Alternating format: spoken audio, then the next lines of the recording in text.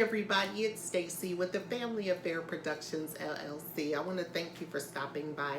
This is season 2, episode 1 of my podcast. I got a story to tell. Listen close because you might hear something that was meant just for you.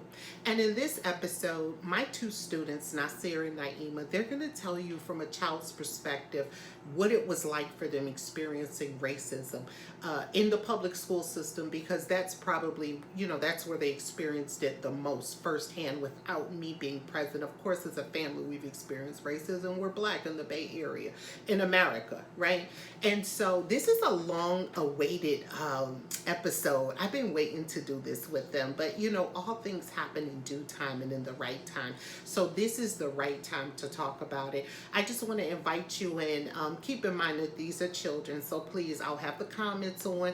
Be gentle because they're kids. You can support them by going to our website at a Family Affair Productions LLC.com, and you can scroll down and check out their TikToks and follow them there. And you can always go to our podcast tab and look down and you'll see the link for acast.com. So if you haven't caught up on season 1, it's 8 episodes. Definitely go over there, download those and catch up. And so we're going to get right to it.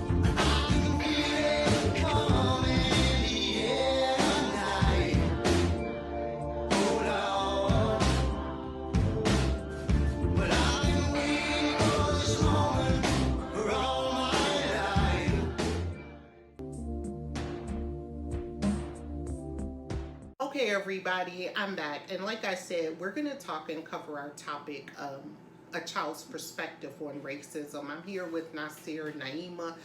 They're my junior and senior editors, but I'm going to let them introduce themselves. I want you to tell them your name. I've already done that, but you can tell them your name again, what grade you're in, and then I want you to, for us, in your own words, define what is racism. So who wants to go first? I'll go first. Okay. Hi, my name is Nasir Black. I'm 15 years old. I'm in 10th grade. I've been a homeschool student for about 3 years, right? Currently do online school for homeschooling, right? My definition of racism would probably be a superiority complex that you have, right? That your race is superior and a hatred of other races, right? And as well as plain and simple mental illness, right? Racism is a mental illness, in my opinion. That's all for me. Okay. My name is Naima Black. I am in the 8th grade. I go to trading places for higher learning. The way I define racism is just, maybe discriminating or looking at people different and just assuming the worst of them and just excluding them and already having your own opinions and biases on someone and excluding them because of it. Okay, nice. Okay. I've just got a few simple questions I'm going to ask. We're going to keep it light and just be honest, right? Okay. There's no wrong answer. This is your life. This is your story. This is what you've experienced. And now, after a period of time, you're willing to share it with others. So hopefully, this is Raven. Raven is pregnant and she is just really needy right now. So anyway, okay, question number 1. What is the first time that you on your own felt racism? So based on what your definition is, when is the first time you remember feeling that? Who wants to go first? I can go first. Okay. I can attest to I probably had experienced racism before this, but I was too naive and too young to understand. But in the 4th grade, when we had recently relocated from Georgia, right, in the area that we were in, Duluth, Georgia, a predominantly Black area with a mix of everyone, right? I knew Asian students that went to my school. We had white students, right? We had students who were Latin American, right? To pretty much it being all Mexican or white in this area, right? In California, I noticed some of the kids telling me I was too dark to play with them. Wow. I noticed some of the kids not wanting me to sit by them. I noticed some of the other kids, when I would go to sit somewhere at a lunch table, say, "Oh, this spot is reserved for someone else, right? It's reserved for Anthony, right?" And then a student named George, right, who looked just like them, would be sitting in that spot, right? But I thought that was for Anthony. Oh, wow. Right? Okay. And Anthony's sitting over there, and it's just like, oh, okay, and I'm left standing, humiliated. So yeah. Yeah. Wow. Yeah. What about you, Naima? When is the first time you, on your own, based on your definition, experienced racism? Okay. 5th grade. 5th grade. Okay. 5th grade, yes. And what was that like? It was honestly kind of embarrassing, like, because I don't know what was happening, but I remember I was sitting at this table, and this boy named Jorge, he said it looked like poop. Oh, wow. Poop. Okay. Wow. Because of your skin tone? Yes. This is so embarrassing, this cat. You guys see this? I'm not even going to cut this out. I'm going to keep this so everybody knows what I have to endure. But anyway, move the book so she can lay down, please.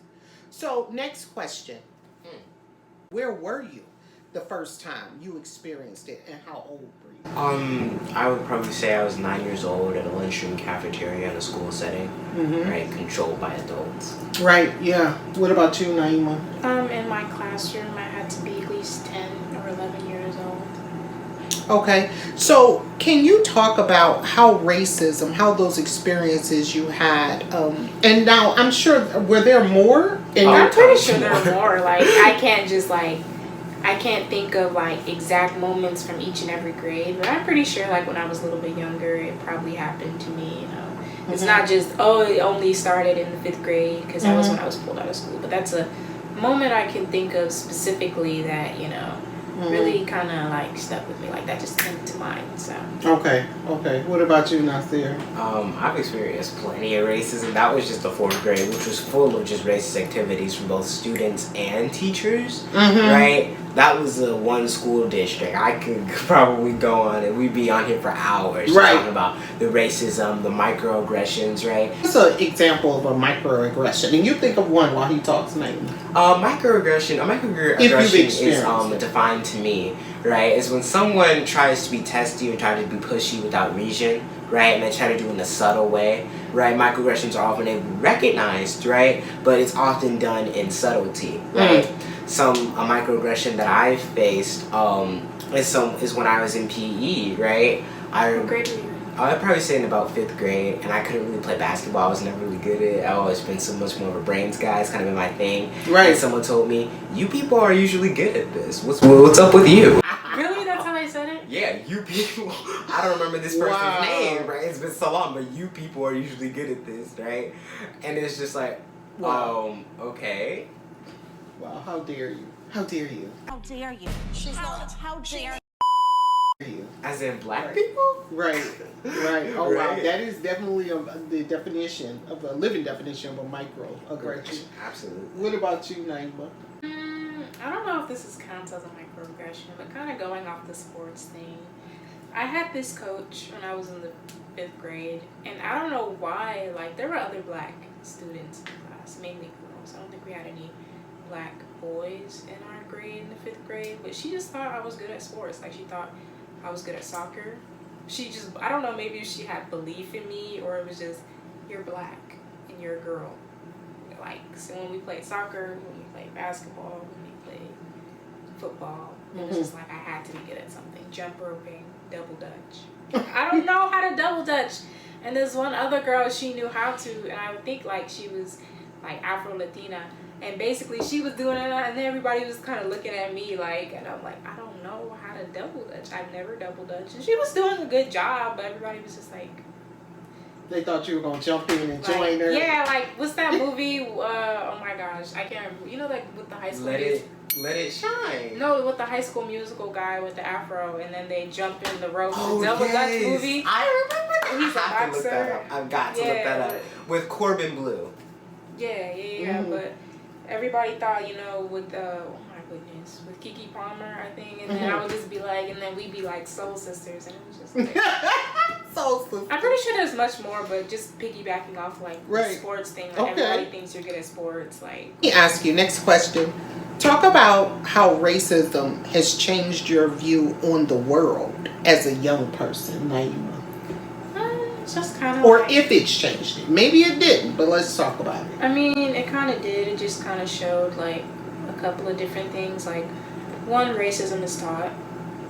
Some people don't know what they're doing, and some people like they just say like certain things, and they're just unaware how offensive it might be, or they just don't recognize like how that might make someone else feel. And then somebody else might just be doing it purposely, like intending to hurt you, like say something about your hair, or say something about your skin tone, or say this or that about you because that's learned behavior, and maybe their parents do it, or maybe they saw it on TV, and it just kind of changes. Like, you just have to watch out what people you hang around, and like just be careful, like what spaces you're in, and just know when someone's doing it.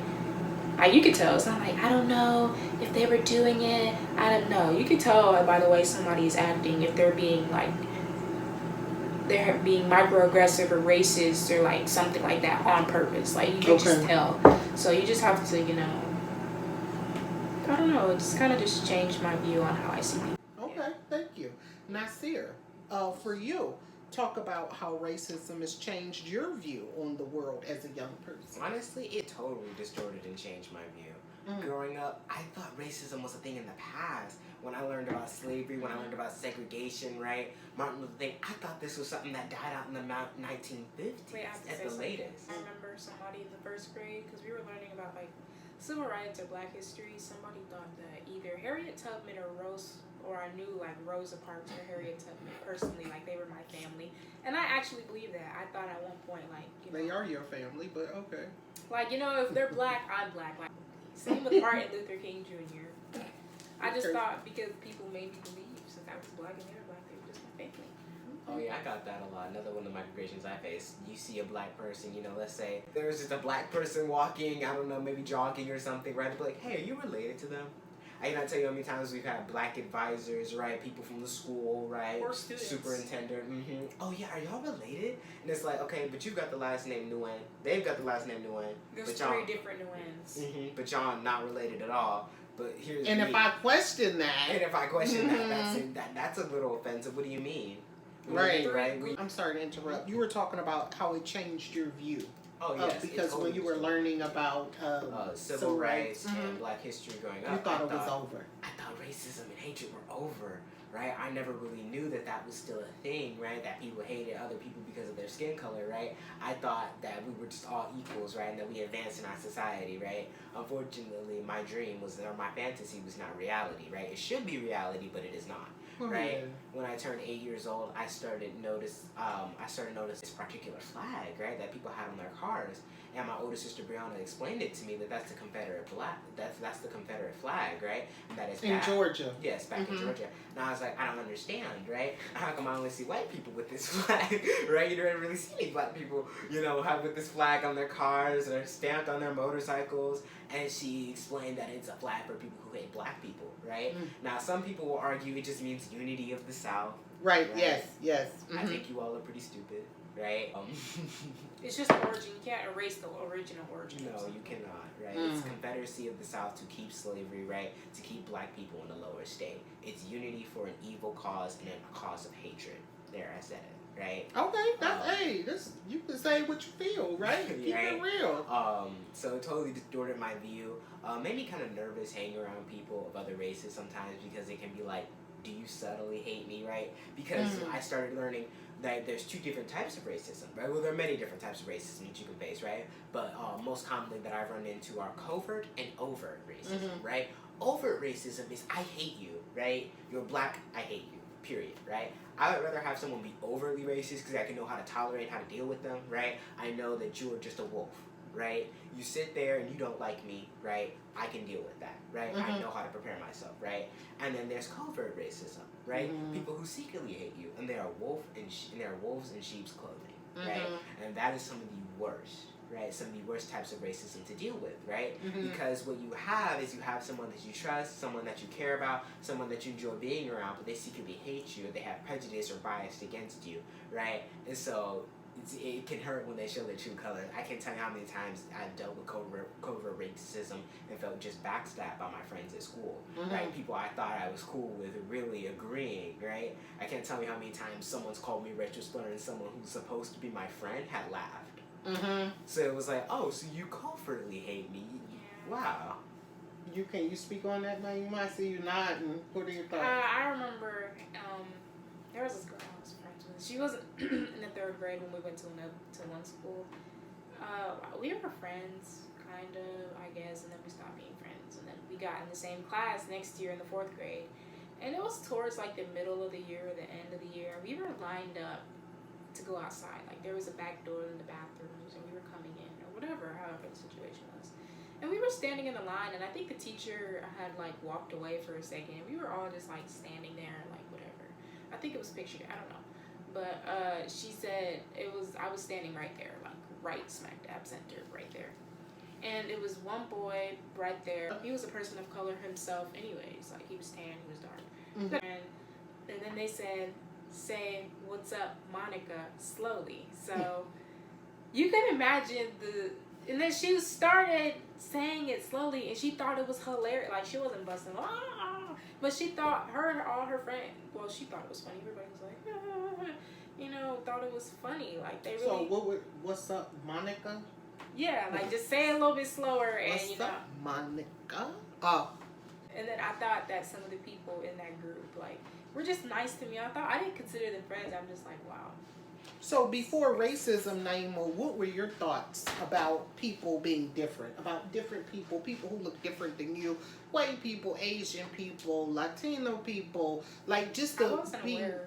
I just thought there was only white and black people until I went to school, and then I learned black people who speak Spanish, or Mexican, or Asian. Like I didn't know. I thought we used to watch Dora. I thought Dora was black.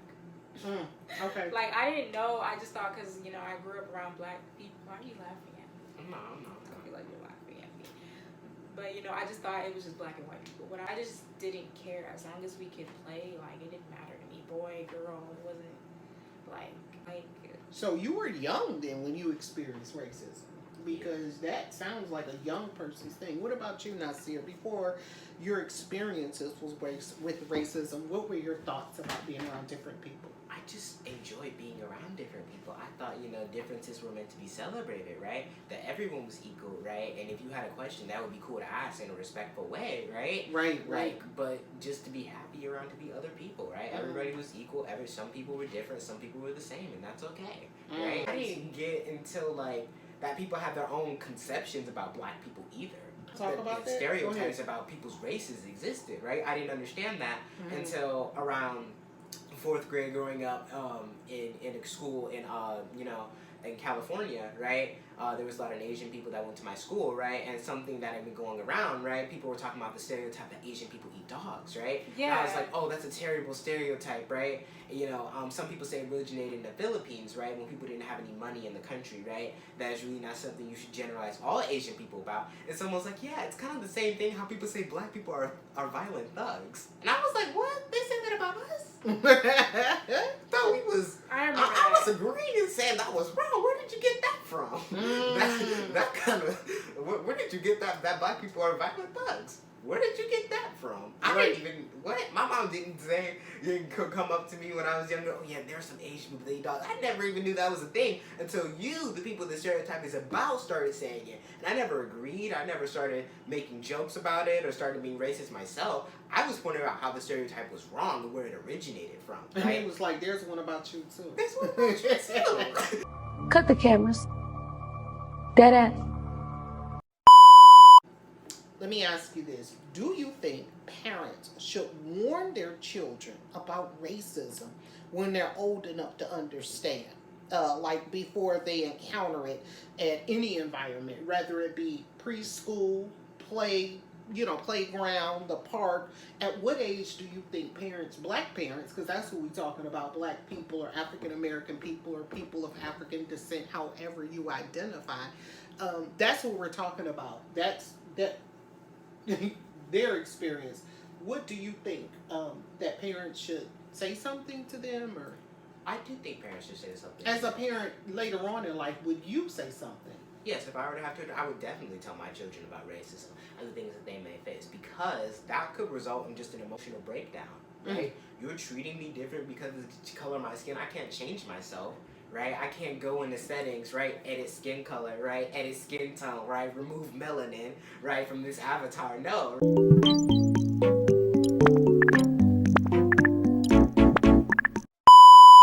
No, right? You can't can't change. So that could just break somebody down, right? Growing up younger, I was just mature enough, right, to kind of take it and internalize it, right, and hold it in, right, keep my peace until I got home. Right? Doing that to a young child, right, a young black child, having them experience racism head on from adults or from children could literally impact them in ways where they're not the same, right? They don't understand, right? They don't get it, right? They hate themselves now because you won't stop, right? With your racism, with your hatred, you won't change yourself, right? They'll try to change themselves, right? That's how we have black people nowadays bleaching their skin, right? We have black people putting in blue contacts, right? We have all sorts of things of internalized hatred, right, in our community today. No parent ever told them, hey, there are some people who think these things. These are not true, these are not valid, these are not okay in any way, but you may face these things because. Okay, that's real talk. That's real talk. Naima, what are your thoughts? Do you think parents should warn their children about racism when they're old enough to understand before they encounter it in any environment, i.e. playground, preschool, whatever? And would you as a parent teach your children? I would as a parent, but I wouldn't go like super duper in depth. I would say like the basic things like, not just white people, like other people of other cultures and races, they might not like you because of the color of your skin, because stereotypes about you, because of whatever biases they might have. And there are just some really cruel people out there in the world who you just have to stay away from or manage to move around because they don't like you because of the color of your skin. Like, I don't think there's anything you can get around. Like, I feel like the epitome of racism to me personally is like you don't like the way someone because of the way they look. Like, you can't say, I don't like you, I'm racist against you because of your personality. That doesn't make sense. I just wanted to follow up on a couple of things. It seems that, Naima, for you, the experience of racism was different than your experience, Nasir. Did either one of you pick up on that? Nasir was more like in your face racism. Like, I hate you because you're black. Because you're black and you're so black and you're black and you black. For me personally, it was and then more, black male black. Yeah. There's a difference between And then black Nasir's men not slow. and then black women. What do you mean? She's not like slow or mom never we never really had problems. Like, we didn't have like any traumatic issues or anything like that. We weren't like the poor people, like really, really poor, like we were. We just made it look good. All right, Nasir? For me, it was more over. Like, I faced physical violence. So, I feel like for guys, they're like, oh, you can handle it, right? You can take this, right? Whatever I dish out for you. But, like, guys, when they hate you, are so much more direct, right? I feel like it's just, in the nature between men and women, right? Women will find more crafty ways to get at you, right? Women want to find ways to subtly, right, hurt somebody, right? Find ways to break somebody down, right, emotionally. Guys just want to go direct, right? Guys are very direct, very straightforward, right? And their malicious intents. Okay. If you could speak directly to your generation and the next generation about racism, what would you say? And you could be speaking to the aggressors or the committers of the racism and to those who suffer the effects of racism. I don't want to use the word victims. What would you say? Well, to people who are, I guess you could say victims or, face racism, racism will never change. Nothing will ever, it can dampen down like lower and lower and lower and lower. Even if it's that 1%, there will always be someone in the group, 3 out of 10 people, this, that, and the third, who are biased, who are racist, who do not like you because of the color of your skin. You were born, whatever. Why do you hate me? Or what irks me, like, about my skin color? Like, I can't change that. Like, it's just like, what really makes you that mad about me and who I am, my identity, that makes you so triggered? So, yeah. Okay, Nasir? If you could speak, same question, directly to your generation and the next about racism. To say to the people suffering the effects of racism, what I have to say is continue to stay strong and continue to fight. I touch and agree with my sister, right? There is always going to be someone that's not going to like you, that's going to hate you, right? You can't force people to change, right? You can't change their hearts, right? So don't try, right? Don't try. If someone literally hates you, don't try to be their friend, right? It won't matter. I've tried it, right? I've tried changing what I wore, tried changing my what I like to talk about, right, at school. You know, everyone's talking about this video game. I did a quick research on that video game, right? Even to the point, like, changing your physical appearance. Like, for me personally, I don't think you ever, like, straightened your hair in school. Like, but I've done that before. Go ahead, Tom. Yeah, you know, you can't, back to what I was saying, you really just can't change yourself, right, for others, right? I've done it a lot, right? I changed, instead of wearing Nikes, y'all wear Adidas, I wear Adidas too, right? Y'all like basketball, I'm not really into that, but I'll be into that because y'all are, right? Oh, yeah, we still don't like you. Right. Good, nice try though, right? We see what you're doing, right? And then we're going to make fun of you for that as well. Oh, wow. Yeah. Oh, wow. Sorry, I don't mean to laugh. No, it is a little comical. It's like when you try so hard to fit in and then and it's like, here I am, I'm just like y'all. They're like, no, you're still black. Right, yeah. You're just like us, yeah, but you're black. Right? To teach racism to young children, right? It's sickening. Is sickening, right? And it is wrong. Because they don't know right from wrong, like, at that point. Like, they don't know, like, when they You're grow up. infecting something. Yes, it is a disease and it's infectious, right? Teaching it to young children, teaching it to people, right? Giving them those ideals, right? In order to go out and hate others, right? To even think those things is maddening, right? So, what do you say right now? Last thing, if you and we'll wrap up with this. There are a lot of young black children in public schools all across this country, whether they're in predominantly white schools. I know there's an acronym for that. Or if they're in schools in their own neighborhoods and their teachers don't look like them and they face racism in that way, just the school system itself. And parents are on the fence. They see what's happening and they're like, something's got to change, but I'm not sure what, or I don't think I can homeschool. What do you say to those parents and those children that are barely holding on and who are facing going back into those schools next week or the week after? I have three things to say. Number one, go to my mother's website, right? afamilyforreproductionsllc.com, right? And check out her homeschooling class, right? Pull your children out of these schools, right? Disassociate. You cannot win in a system that was never set up for you to succeed in the beginning, right? You cannot change the hearts and minds of students, teachers, administrators, right? It does not make sense to try to win, right, a hopeless battle, right? Withdraw from that, right? Research homeschooling programs, right? Research that so you can be better and you can succeed, right? Sometimes isolation and seclusion is okay, right? You're worried, oh, how do I make friends? Or what about homeschool, right? Sometimes that is okay. Take that time to heal, right? Take that time to push through, right? And to be better, right? Homeschooling is much better, right? Okay. So that's first disclaimer, right? Now, secondly, if you are not ready and willing to homeschool, if you are not able to homeschool, right? If you have a very static schedule, right? My advice to you is to fight back, right? Do not take it laying down, right? That's what our ancestors had to do, right? And they begged and they pleaded for the rights to that we have today to be able to fight back, right? Start recording, start putting these things on social media, right? There are black people out there that fight these injustices, right, every day, right? We have to come together, right, and understand that we go through the same struggles, right, and we must help each other, right? Okay. Not all the time is it about being the better person, right? Not all the time is it being Martin Luther King Jr., right? Sometimes you have to be Malcolm X, right? That's right. You That's hit right. Me, I hit you back. It's that simple, right?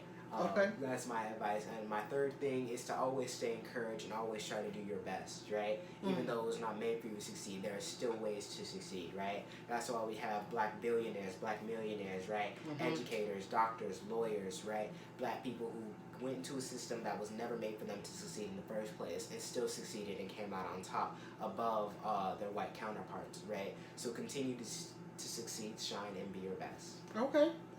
That's a good player. All right. What about you, Naima? What you got? Come on. I have a couple of things. Honestly, when it comes to, if you cannot homeschool, just, I don't know how weird it sounds, just be by yourself. Like, it is okay. Like, find a good book. Like, if you don't like to read, then find a movie. Like, what are you going to say to me? Take my phone? Like, what? Like, it's school. Like, it's lunch or whatever.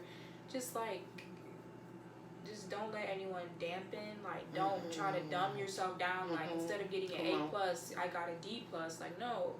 I'm going to be the person that succeeds whether I'm black or not. It does not matter. I'm just going to still do better. Don't let it affect your mental health. Like, talk to somebody. Like, even if you can escape these people who are racist to you in a classroom, don't let it dampen or like try to take out your shine. Like, if somebody says, like, come up with comebacks. Like, don't be, well, your skin looks like poop. Well, you look like an iceberg. Like, don't. I said that once actually. Okay. Don't be saying stuff like, yo, if you know something bad happened to them, like your mom died and your mom, she smelled like crap. Like, if their mom is dead or something tragic happened, now don't go for the jugular. Don't Do it. Do it. Go for No, the don't. jugular. Go No. for it. Now, don't go for the jugular and just go low, because that just makes yourself worse than them. Like, what is the point of being worse than you? Because then at that point, if I'm worse than a racist, what am I? That's You're a good almost point, like, Naima. that-